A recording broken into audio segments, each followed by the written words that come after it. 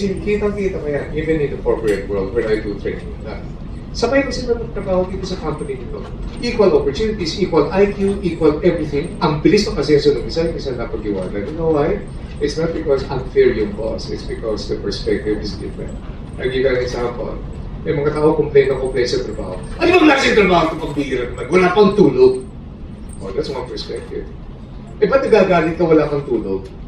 Matakot ka, wala kang gising. Di ba? Kasi may mga tao complain. Ano bang klaseng buhay ito? Ayaw mo itong buhay nito, subukan mo yung buhay sa kabila. So, makabilang buhay ka kaya. Perspective. Oh, ayan nga. Yung mga kalaban nila, for example, pag nagsasalita mo, ang tanong ko, ano bang binibenta nyo? Real estate developer. Ano binibenta nyo? Ang sagot, ano?